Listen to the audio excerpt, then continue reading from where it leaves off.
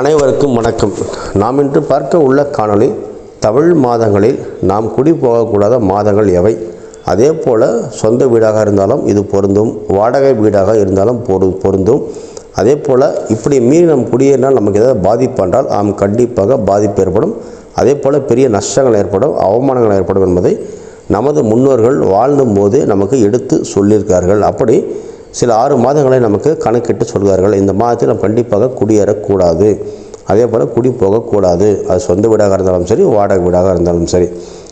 முதலில் ஆடி மாதத்தில் நாம் குடியேறக்கூடாது. ஏனென்றால் ராவணன் தனது கோட்டையை இழந்து அன்று அவர் மரணமடைந்த நாளாகும். அந்த நாளானதால் கோட்டையை இழந்ததால் ஆடி மாதத்தில் குடியேறுவதை நமது மதத்தில் கடைபிடிக்கிறார்கள். எனவே ஆடி மாதம் குடியேறக்கூடாது. மார்கழி மாதத்தில் கடுமையான பாரத போர் நடந்த மாதமாகும். எனவே பாரத போர் நடந்ததால் பாரத போரில் என்னென்ன இழந்தார்கள், என்னென்ன ஆனது, எவ்வளோ பிரச்சனை என்பதை நீங்கள் அறிவீர்கள். அந்த மாதத்தில் குடியேறினால் நமக்கும் அது தொடரும் என்பதால் மார்கழி மாதத்தில் குடியேறுவதை தவிர்ப்பார்கள். அதே போல் புரட்டாசி மாதம் குடி போவதை கண்டிப்பாக தவிர்ப்பார்கள். ஏனென்றால் நரசிம்மர் இரணியனை வதம் செய்த மாதமாகும்.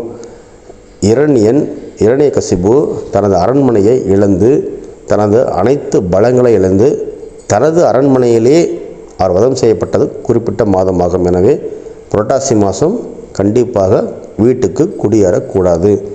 மாசி மாதம் குடியேறக்கூடாது.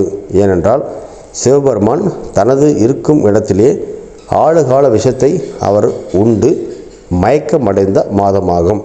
எனவே சிவபெருமானே மயக்கமடைந்த மாதம் என்றால் தனது இல்லத்திலே அது நடந்ததால் மிகப்பெரிய ஒரு துரதிர்ஷ்டமாக கருதப்படுகிறது. எனவே மாசி மாதம் குடி போவதை கண்டிப்பாக தவிர்க்க வேண்டும். அவர் மயக்க நிலையில் இருப்பதால் நம்மை சிவபெருமானை பற்றி அனைவருக்கும் தெரியும். அவர் மிக சக்தி உடையவர், உலகத்தில் அனைத்தும் அவருக்கு தெரியும். அவர் மயக்கமான மாதத்தில் நாம் குடியேறுவதை தவிர்க்க வேண்டும். அதே சமயத்தில் பங்குனி மாதம் குடியேறக்கூடாது. பங்குனி மாதம் சிவபெருமானின் கோபத்துக்கு ஆளான மன்மதனை தனது நெற்றி கண்ணால் எரித்த மாதமாகும். எனவே இது கடுமையான ஒரு மாதமாகும். எனவே நிச்சயமாக பங்குனி மாதத்தில் சொந்த வீட்டுக்கோ வாடகை வீட்டுக்கோ நாம் குடியேறக்கூடாது. அடுத்தபடியாக ஆனி மாதம். ஆனி மாதத்தில் கண்டிப்பாக சொந்த வீடோ வாடகை வீடோ நாம் குடியேறக்கூடாது. ஏனென்றால் மகாபலி சக்கரவர்த்தி அனைத்து ராஜ்யங்களும் இழந்து, தனது ஏன பான சொன ராஜ்யம், கோட்டை, அரண்மனை அனைத்தும் இழந்த மாதமாகும். எனவே அந்த மாதத்தில் குடி போவது மிகப்பெரிய தவறாகும். இப்படி சொந்த வீட்டுக்கும் வாடகை வீட்டுக்கும் குடி போவதற்கு இந்த தமிழ் மாதங்கள் நமக்கு தடையாக இருக்கிறது. மற்ற மாதங்களில் குடியேறலாம், மற்ற மாதங்களில் பார்க்க வேண்டும். அதே போல் நீங்கள் எப்போது குடியேறினாலும் வெள்ளி எங்கே இருக்கிறது என்று ஆய்வு செய்ய வேண்டும். பஞ்சாங்கத்தில் வெள்ளி என்பது ஒன்று இருக்கும். வெள்ளி என்பதை நீங்கள் குடிப்போகும் வெள்ளிக்கு எதிராக குடியேறக்கூடாது. உதாரணமாக கிழக்கு பக்கம் வெள்ளி இருக்கிறது என்றால் கிழக்கு வாசலுக்காக நீங்கள் போகக்கூடாது. மேற்கு பக்கம் வெள்ளி இருந்தால் மேற்கு திசையில் நீங்கள் குடியேறக்கூடாது. வெள்ளிக்கு எதிரே குடியேறக்கூடாது.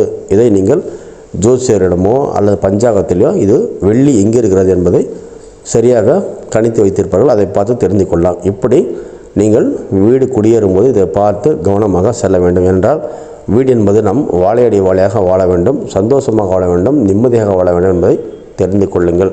எனவே இதை நீங்கள் உறுதியாக ஃபாலோ செய்து வாழ்க்கையை நன்மை அடைங்கள். நன்றி, வணக்கம்.